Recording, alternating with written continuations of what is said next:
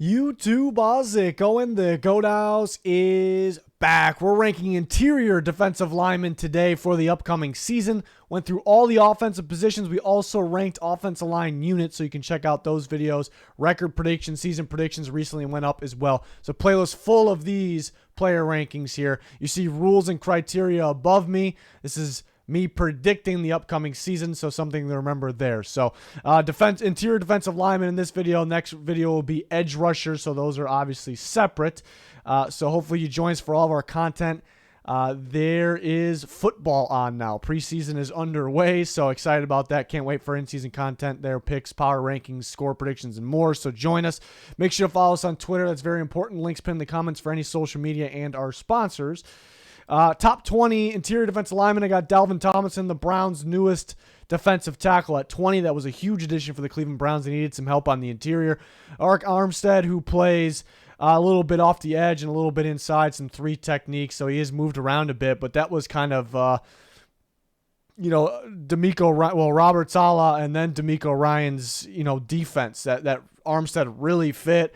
So they get a good defensive coordinator in Steve Wilks, but how will he be used? More outside, more inside? So that's the interesting, interesting thing to watch for this year. Derek Brown, who is definitely on the rise, was a big-time prospect out of Auburn. Maybe was a little underwhelming right away. I thought he really got going last year. So he comes in at 18. Draymond Jones really got going last year. He's always been solid, but he really got going last year, getting after the quarterback. I think he really fits what the Seahawks are trying to do with their defense moving forward. I think he fits nicely next to some other solid players there. They all can get the most out of each other, can complement each other very well. So I got Draymond Jones at 17 and Leonard Williams at 16, a strong Giants defensive line. Not the only guy we'll be talking about in this video, but they're 3-4 end. Obviously very solid getting after the quarterback. Could be a little bit better this year compared to last. I think he will be. So he's at 16. On to the 15 through 11 interior defensive lineman. Vita Vea, who's one of the better true nose tackles in football. Very good stop and run. Obviously, very good stop and run. And does a good job collapsing some pockets as well, getting interior pressure. Christian Wilkins is another guy that's getting better and better. There's some guys here that are really tough to leave outside the top 10. Vita Vea, Christian Wilkins, and the other guys we're going to talk about in the top 15 or so are really strong in today's NFL. DJ Reader, who is arguably the better nose tackle in football, right there at Vita Vea, true nose tackle, really good stop and a run. You see how the Bengals are always consistently good stop and a run because a big reason is because they have DJ Reader in there. And obviously missed a portion of early last season. Kenny Clark at 12, who I think is underrated. He's a guy that can stop the run at a very high level, but he also gets some good interior pressure. The Packers have improved their defensive line. Well, we think it should improve this year, perhaps. Maybe a guy like Wyatt stepping up, so that could help a great player like Kenny Clark even further. He could end up being a top 10 guy. Grady Jarrett has always been fantastic. It's tough. The Falcons finally got him a better defensive line. Like, he's been doubled so much because he's really the only guy on that defensive line. I just really wish they got that D-line together, when he was, and he still could be in his prime, but I thought his prime was like 3 years ago. But still a very good player. And honestly, it wouldn't surprise me if he was top 10, top 5 even, because he's got some help now, on that defensive line. But I put him at 11. It is tough split. Now, there's some really good. There's really the top 15 are really good in today's NFL. On the top 10, Cam Hayward, who's been one of the elite guys. Maybe not as good as what he was a couple years ago, but still very productive, still playing at a pretty high level. 34 years old, though. Does he take a step down this year? I still have him in the top 10. DeForest Buckner's been super consistent. And it's not that he's old or anything like that, but I do think some of the younger guys kind of passing up Buckner and Hayward. We're kind of used to them being like Hayward being, he was top 3 for a bit. Buckner maybe top 5 for a bit. Maybe some of the younger guys that are really taking off, maybe they pass him up a little bit. We got 2 commanders in a row. Deron Payne, who was excellent last year. A big-time breakout season, even though he was always pretty solid. He was the better of the bunch, even though they're different style interior defensive linemen, because you could see Jonathan Allen play off the edge at times as well. But Payne probably the better of the 2 last year. That was based off 1 year, but Payne really, the argument for him is coming off that great season, he really could just be getting going because he was kind of just a true nose tackle at first, and they kind of were splitting up his snaps a little bit and then playing more and more over the guard, traditional D tackle spot, and looked really good doing that last year. Overall, I think Jonathan Allen is more talented, but pain could be coming. Jonathan Allen faced an insane amount of double teams last year too, and he was that productive. So I think it starts with him. He kind of opens things up for good players like Deron Payne and the edge rushers, and we'll see Chase Young back in the mix off the edge that could help players like these. So I'll go Allen 7, Deron Payne 8. Javon Hargrave, the 49ers' big addition. He was a top-tier guy for the Eagles the last couple years. Another guy that was only a nose tackle for a bit, then really got going. You can move him around a bit. But playing with, Javon Hargrave, playing with those other pieces, Nick Bosa, Ark Armstead, and that great defense, only is going to, worst case, he stays kind of the same, and which was a super productive defensive tackle that can stop the run like he always had a very high level, but he's been adding that interior pass rush presence to his game.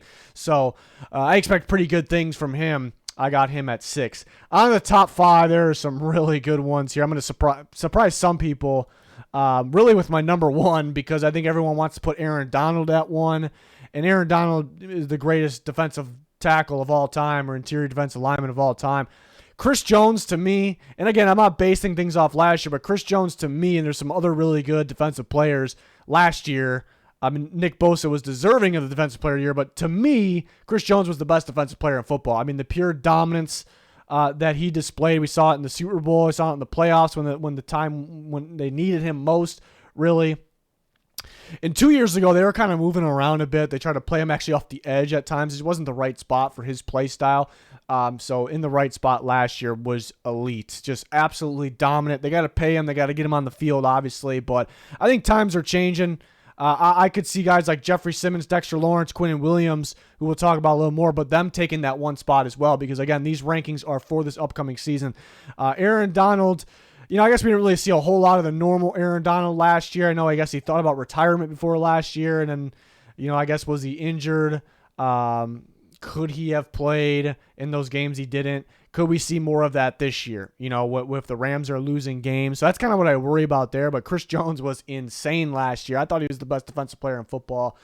Just the force that he was facing double teams nonstop. And it was kind of like some of those years we saw from Aaron Donald. So I don't really see any reason for me, looking at how good Chris Jones was last year, and I can definitely expect that again. Like I'm confident it's not just a one-year thing, and we know that it's not a one-year thing.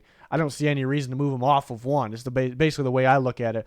But Aaron Donald, arguably the best interior defense lineman of all time. People are probably going to have a problem with me, but everyone wants everything to stay the same. Everyone thinks things are going to stay the same. Not so much there. And I do wonder, with the Rams situation, Donald, will he be fully invested, depending on if they're winning or losing. But Jeffrey Simmons, such a stud. I got him at 3. The Titans, back-to-back years, has had the best run-stopping defense in football. A big reason for Jeffrey Simmons, and he gets a ton of interior pressure as well. Another guy that really eats up a lot of double teams. So he's a guy that could be number 1 very soon. He could be number 1 based off this year. I really thought about that. And Dexter Lawrence, another guy I was really high on at Clemson, so I'm really excited that he's really taken off. Had an absolute monster season last year. Already stops the run at a high level. I think Simmons and Lawrence are pretty similar. They already stopped the run at a very high level, and they add that interior pressure. Quinnen Williams is a really good pass rusher from the inside. Obviously, be very productive getting after the quarterback. Could even be more because he's got a lot of upside still. I think all 3 of those guys do. All 3 of those guys are pretty much the same boat. 3, 4, 5. They're all so tight. They're all going to be the elite guys of the future because they're still young, and they could be, the next Aaron Donald. They're that good where they can be. That's high praise, But you can't really expect anybody to be just anybody to be Aaron Donald. But they're that good of talents. So I'm really excited to watch those guys. So the top 5 are elite, really. Just really stand out, and then you got 6 through 15 that all feel like top 10 guys. It was very tough choosing 10, and I really had to sit here and think about it, like how will they play this year, factoring in age to a Hayward, gonna be 30, he is 34 years old, but he's still so productive, so difficult to move him outside the top 10. A guy like Grady Jarrett finally has some more help around him, so could he play like that top 5 guy?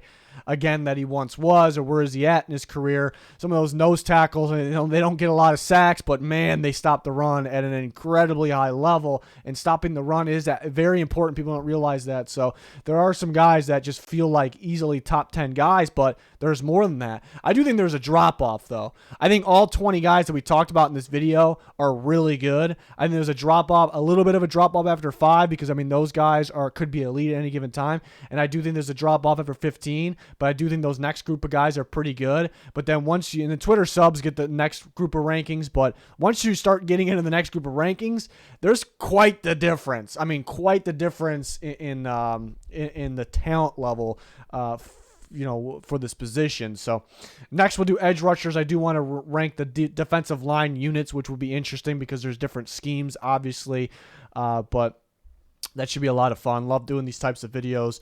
There's a playlist full of these player rankings, and then there's a unit ranking video, offensive lines from 32 to 1. I also projected who will start in each spot on every single team's offensive line. So that was a ton of fun there. And then we have our season prediction videos coming out. More of that to come. A lot of things going on Twitter. We'll be talking during preseason games here, so make sure you follow us there. Links pinned in the comments for anything you're looking for. Sponsors, social media, and then recent important videos are on there as well. That's going to do it. Thanks for watching. Goodbye.